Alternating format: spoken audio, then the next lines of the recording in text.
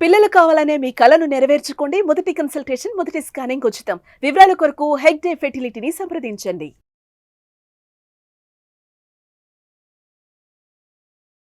మీ business ఏదైనా మీ ఊర్లో promotion చేయాలంటే అది సుమన్ టీవీతోనే సాధ్యం. ఇప్పుడే సంప్రదించండి. ఈ సృష్టిలో ఈ లోకంలో అన్నిటికంటే ముఖ్యమైనది ప్రాణం. మనం చావుని మనమే కోరి తీసుకొని వచ్చి మనం నమ్ముకున్న కుటుంబాన్ని, మన భార్య పిల్లల్ని, మన అక్క చెల్ల అన్నదమ్ములను కూడా రోడ్డు పాలు చేసిన వాళ్ళు అవుతాం.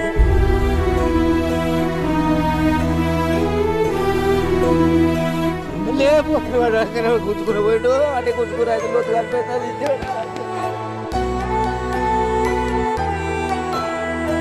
నమస్తే, వెల్కమ్ టు సుమన్ టీవీ. ఉమ్మడి నిజామాబాద్ జిల్లాలో ఆత్మహత్యలు కలకలం రేపుతూనే ఉన్నాయి.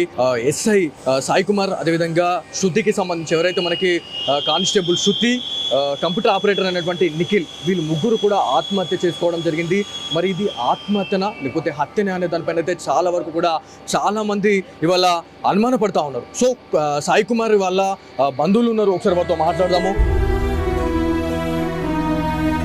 నా బిడ్డ కూడా హైదరాబాద్లో పోయి సీటు కట్టి అన్ని కట్టినాక చేసినాక ఆడ ఇట్లా తువ్వంటి చాలా దూరం ఉందట బస్సు ఎక్కడానికి, కాలేజీకి పోతేందుకు. ఇక ఇప్పుడు పోతున్నాక ఉంటారుగా బడకాయ కాళ్ళు, పోతున్నావా చేస్తున్నావా అని ఒకటే రోజు ఆయన కథ మమ్మీ ఇంటికి వచ్చేసింది. కాడికి వెళ్ళి 30,000 పోతే అని చెప్పి అప్పుడే కదా వచ్చి మళ్ళీ కామరెట్లో మళ్ళీ కట్టిండు. కామరెట్లో చదువుకుంటుంది నా బిడ్డ. ఇక్కడ ఎవరెవరు ఉంటుండే సాయి కుమార్ గారితో? అంటే మీ కుటుంబీకులు ఎవరైనా, మీ ఫ్యామిలీ మెంబర్స్ ఎవరైనా ఉంటుండేనా? మా కోడలు మా మన్మడు, ఇప్పుడు 2 years దాటి 3 years. మా మన్మడు మా కోడలు మా కొడుకు. అయితే మా బిడ్డ మొన్న హైదరాబాద్లో పోయి రాసినాక అది నాకు అక్కడికి తోపోంటి నడుచుకుంటూ 1 kilometer 2 kilometer దూరం నడుచుకుందట. ఇంట్లో మోబాయి గారు పాడుకోవాలి వచ్చి వాడు గడికోసి అటుకోసి కానీ ఒక్కటే రోజు పోయింది. తెల్లారు అయితే నా 30,000 40,000 పోయినా సరే ఇంటికి వచ్చేసింది. వచ్చేస్తే మళ్ళీ కామరేట్లో మళ్ళీ 10,000 ఎక్కువ అవుతున్నాయి అంటే ఈడ కట్టిండి. ఇప్పుడు ఈయనే ఉండి చదువుకుంటుందామే. మా కొడుకు దగ్గరికి వెళ్ళి చదువుకుంటుంది. అయ్యో, అయితే మొన్న 3 రోజులు నాడు ఇంటికి వచ్చిరాళ్ళు. ఇలాంటి 3 రోజులు ఇంటికి వచ్చారు. మా కొడుకు మా మన్మడు మా కోడలు మా బిడ్డే 3 రోజులు ఇంటికి వచ్చి. అన్న మీరు చెప్పండి, మీరు సాయి కుమార్కి మీరు ఏమవుతారు? నేను బాబాయ్ని అవుతానండి. నేను పోలీస్ శాఖలోనే పనిచేస్తున్నా. నేను కానిస్టేబులే. నా ఇన్స్పిరేషన్తోనే సాయి 2018లో ఎస్ఐగా సెలెక్ట్ అయ్యిండు.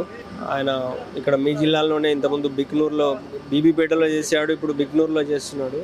అంటే మృదు స్వభావి, మంచి ఫ్రెండ్షిప్ మెయింటైన్ చేస్తాడు.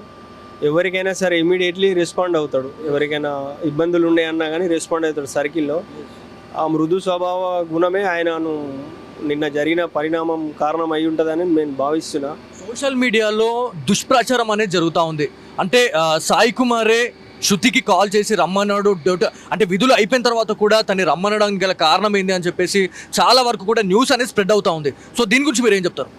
సోషల్ మీడియాని దయచేసి నేను ఒకటే కోరుతున్నానండి, అసలు శృతి అనే అమ్మాయి ఆ పోలీస్ స్టేషన్లో వర్క్ చేసే అమ్మాయి కాదు. ఆ అమ్మాయి ప్రజెంట్ బీబీపేటలో పనిచేస్తుంది.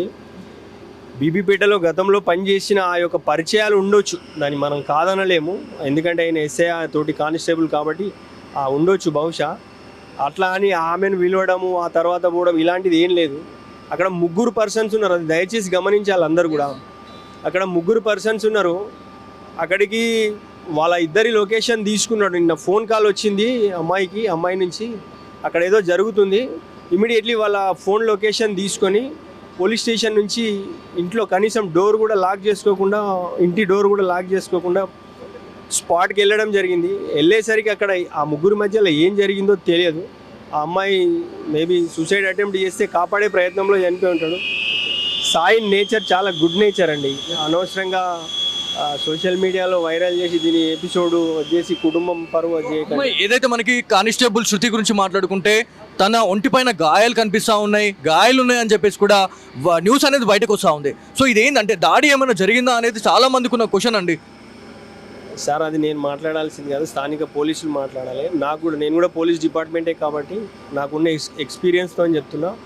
ఏదైతే నిన్న హుక్కు తగిలించి డెడ్ బాడీలను బయటకు తీసే క్రమంలో అది తగిలి ఉండొచ్చు. అక్కడ 3 ప్రాణాలు పోయినాయండి. అక్కడ గాయాల గురించి చర్చించాల్సిన అవసరమే లేదు అక్కడ. సో గతంలో కూడా మా సుమన్ టీవీ ఆధ్వర్యంలో నేను సాయి కుమార్ గారితోనే నేను ఇంటర్వ్యూ చేయడం జరిగింది. అంటే ఆత్మహత్యలకు చాలా మంది పాల్పడతా ఉన్నారు, ఆత్మహత్యలే శరీరంగా చాలా మంది కూడా వాళ్ళు ఆత్మహత్య అంటే ఒక చిన్న ఏమైనా ఇబ్బంది కలిగిందంటే ఆత్మహత్యలు పోయి వేసుకుంటా ఉన్నారు అనే దానిపైన మేము ఇంటర్వ్యూ చేసినాం సాయి కుమార్ గారితోనే. సో ఆ రోజు కూడా తను గట్టిగా చెప్పారు, అంటే ఏదైనా ఇబ్బంది కలిగినప్పుడు దాన్ని ఎదుర్కొనే శక్తి మన దగ్గర ఉండాలా, కానీ ఆత్మహత్యలు చేసుకోవద్దని స్వయంగా సుమన్ టీవీ వేదికగా సాయి కుమార్ గారు చెప్పడం జరిగింది. కాకపోతే ఈ ఆత్మహత్య మళ్ళా అనేది అంటే అతను అంత చెప్పాడు, ఆయన చెప్పిన తర్వాత ఇవాళ ఇట్లాంటి ఇన్సిడెంట్ జరగడం అనేది అసలు మేము కూడా నమ్మలేకపోతా ఉన్నాం. సో ఆయనతో మాట్లాడిన తర్వాత ఆయనతో మేము ఎక్స్పీరియన్స్ చేసినాము. చాలామందికి అంటే బిక్నూర్కి సంబంధించిన ప్రజలతోని చాలా మంచి రిలేషన్షిప్ ఉండింది సాయి కుమార్తోని, ఎవరైతే మన సాయి కుమార్ బిక్నూర్కి సంబంధించిన వాళ్ళతోనే. సో ఇదంతా కూడా అంటే అతను చాలామంది చెప్పిన క్యాండిడేట్ ఇవాళ ఆత్మహత్య చేసుకోవడం ఏంది అని చెప్పి చాలామంది అనుకుంటున్నారండి. సో చాలామంది అంటే నెగిటివ్గా అనుకున్న వాళ్ళు చాలామంది ఉన్నారు, అదేవిధంగా పాజిటివ్గా తన గురించి మాట్లాడే వాళ్ళు కూడా చాలామంది ఉన్నారు. సో వాళ్ళకేం చెప్తారు? నేను అందరు మీడియా ప్రతినిధులకు కూడా ఇదే చెప్తున్నానండి, అతను ఆత్మహత్య చేసుకునే పిరికివాడు కాదండి, మెచ్యూర్డ్ పర్సన్ అండి. ఆయన చాలా మెచ్యూర్డ్ పర్సనే కాదు, ఆయన ఆత్మస్థైర్యాన్ని నింపుతాడు. ఆయన కౌన్సిలింగ్ ఇచ్చే విధానం కూడా డిఫరెంట్ ఉంటుంది. ఏజ్లో చిన్నోడైనా అసలు సూసైడ్ చేసుకునే కాదు, అసలు ఆలోచనే ఉండదు ఆయనకి. అది కాపాడే ప్రయత్నంలోనే యాక్సిడెంటల్గా ఆయన మునిగి చనిపోవడం జరిగింది. అంతే, దయచేసి దీన్ని నెగిటివ్గా చేసి ఆయన చనిపోయిన తర్వాత కూడా ఆయన పరువు భంగం కలిగించవద్దు, మా కుటుంబం పరువు కూడా తెలియదు అని మీ మీడియా మిత్రులందరినీ కూడా నేను మళ్ళీ కోరుతున్నాను. ఇది మొత్తానికి కామారెడ్డి జీజీహెచ్ అదేవిధంగా మార్చురీలో అయితే మనం ఉన్నాము. ఎవరైతే మనకి బిక్నూర్ ఎస్ఐ అయినటువంటి సాయి కుమార్ గారి మృతదేహం, అదేవిధంగా బీబీపేటకి చెందిన ఏదైతే మనకి తను విధులు నిర్వర్తిస్తూ ఉంది అక్కడ కానిస్టేబుల్గా, అక్కడ కూడా ఎవరైతే శృతికి సంబంధించిన మృతదేహం, కంప్యూటర్ ఆపరేటర్ నిఖిల్కి సంబంధించిన డెడ్ బాడీస్ ఏవైతే ఉన్నాయో పూర్తిగా కూడా ఈ మార్చురీలోనే అయితే ఉన్నాయి. పోస్ట్ మార్టం నివేదిక ఆధారంగా ఏదైతే నిజాలన్నిటి బయటకు వచ్చే అవకాశం ఉంది. సెల్ ఫోన్ సిగ్నల్స్ ట్రాక్ చేసి మరి ఆ లొకేషన్ అయితే ట్రేస్ చేశారనేది తెలుస్తుంది. మరి సెల్ ఫోన్ డేటాలో మనకి ఎలాంటి ఇన్ఫర్మేషన్ ఉన్నది అనేది చాలా పెద్ద క్వశ్చన్ మార్క్ అయితే ఉంది. కాకపోతే ఎవరైతే సాయి కుమార్ కి సంబంధించిన బంధువులు అదేవిధంగా వాళ్ళ బాబాయ్తో మాట్లాడితే చాలా వరకు కూడా సోషల్ మీడియాలో దుష్ప్రచారం జరుగుతూ ఉంది. ఎవరైతే నెగిటివ్ గా చేస్తా ఉన్నారో అక్కడ ఇద్దరు ఆత్మహత్య జరిగితే మాత్రం ఖచ్చితంగా అది వేరేలా ఉంటుండే. కాకపోతే అక్కడ థర్డ్ పర్సన్ అనే క్యాండిడేట్ కూడా అక్కడ జాయిన్ అవ్వడం అనేది చాలా పెద్ద ట్విస్ట్ అనేది అయితే ఉంది అని చెప్పి చెప్తా ఉన్నారు.